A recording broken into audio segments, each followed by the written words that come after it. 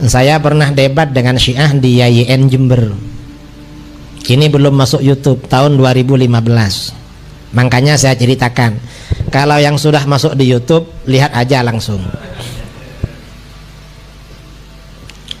Setelah debat berjalan 1 jam, yang Syiah ini 2 orang, alumni KUM semua, satunya 9 tahun di Iran, satunya 8 tahun. Saya sendirian di kampus. Yang menjadi moderator wakil rektor, saya sendirian.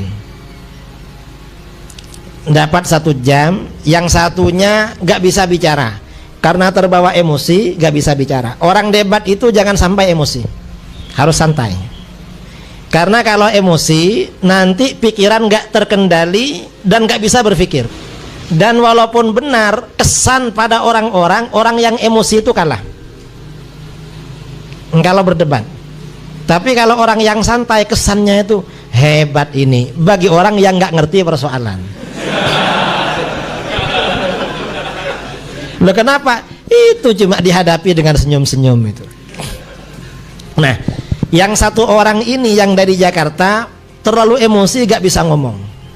Akhirnya yang dari Malang itu yang ngomong terus. Dapat 1 jam, yang dari Malang ini gertak pada saya. Ustadz, apa? Gimana kalau dialog ini gak pakai moderator? Kita langsung aja, kata. Ini kan gertak namanya. Ini gertak. Loh, saya gertak balik. Loh, bagi saya gak apa-apa gak pakai moderator. Tapi dari tadi kan kamu kewalahan, padahal pakai moderator. Kira-kira kalau gak pakai gimana? Dan sepertinya kalau gak pakai kamu tambah berat menghadapi gitu. Ya apa? Pakai moderator apa enggak? Ya pakai dah, katanya. Lah, ini kalah gertak namanya. Digertak juga, tapi gertakannya itu harus santai gitu.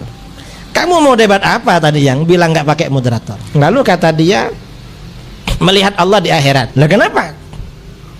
Kan memang beda antara Syiah dengan Ahlus Sunnah. Kamu gak beriman, Allah dilihat di akhirat, kami beriman. Apanya yang mau debatkan? Nah, terus kata dia, apa dalilnya? Loh, saya yang tanya, kan kamu yang berpendapat. Akhirnya kata dia, ayat Al-Quran, kisah Nabi Musa. Qala rabbi arini anzur ilaik, qala lan tarani. Tuhan, Musa berkata, Tuhan, perlihatkan engkau kepadaku, aku akan melihatmu. Qala lan tarani, Tuhan berfirman, kamu tak akan melihatku. Berarti Allah kan nggak bisa dilihat berdasarkan ayat ini. Di dalam kitab-kitab tauhid sudah ada. Lalu kita terangkan, justru ayat ini menjadi dalil Allah bisa dilihat. Loh, kok bisa? Pertama, Nabi Musa minta melihat kepada Allah, minta melihat Allah. Seandainya Allah ini gak bisa dilihat, Nabi Musa gak akan minta. Mengapa? Karena ini persoalan tauhid. Gak mungkin seorang nabi itu bodoh masalah tauhid, lalu kamu yang lebih pintar dari beliau. Masa pintar kamu dari Nabi Musa? Nabi Musa ini nabi ulul azmi, gak bisa disamakan dengan orang biasa. Nah, yang kedua, ayat ini ada terusannya, walakin inzur ilal jabali fa in istaqarra makanahu fasawfa tarani. Tapi kamu lihatlah gunung itu. Kalau gunung itu bertahan pada tempatnya, maka kamu akan melihatku. Nah, akan melihatku berarti bisa dilihat. Cuma gunung itu gak bertahan, oleh Allah dihancurkan. Lalu Nabi Musa pingsan.